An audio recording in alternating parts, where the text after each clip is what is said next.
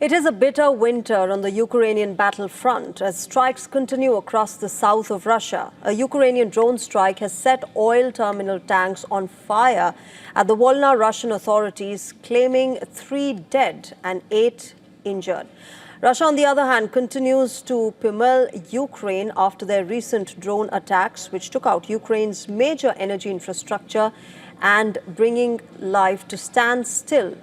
Russian forces carried out fresh drone strikes in Dnipro, which injured 7 people in a residential building and continues to make the citizens vulnerable. This is a horrible event. I feel very sorry. I hope that there were simply no people there. I hope they were at work. The apartment can be rebuilt, but people are irreplaceable. I checked the group chat of neighbours, Eddie, and saw that there was no power at home. I decided not to go home. I would just leave the car and go to work. And then I saw a flash. I realised that I didn't need to go anywhere, but thank God everyone is alive and well. Now, amid this winter escalation, Donald Trump and Volodymyr Zelensky met on the sidelines of the World Economic Forum, with Donald Trump declaring that a peace deal to end the war is getting close. What do you mean by total? We're meeting with Russia. That'll take place tomorrow. They're going to be meeting with President Putin. Had a very good meeting with President Zelensky. Everybody wants to have the war end. Zelensky also lauded this meeting with Donald Trump as productive and substantive. In fact, he went on to accuse Europe of avoiding action on Ukraine after meeting with Trump in Davos. Today we met with President Trump, and our teams are working almost every day. It's not simple. The documents aimed at ending this war are nearly ready, and that really matters.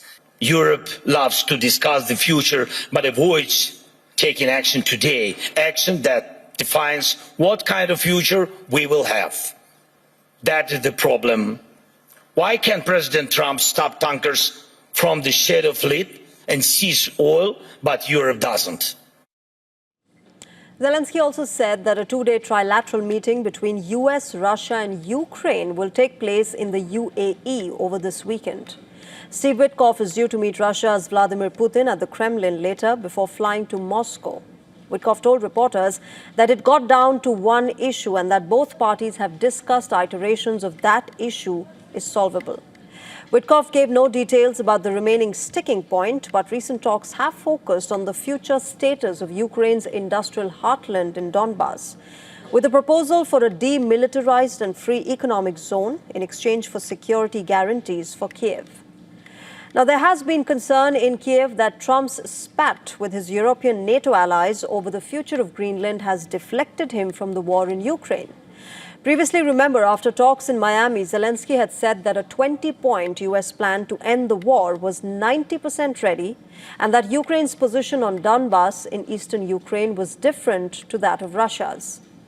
The other big sticking point that Zelensky highlighted last month was future control of Ukraine's enormous Zaporizhzhia nuclear power plant, which was seized by Russia in March 2022.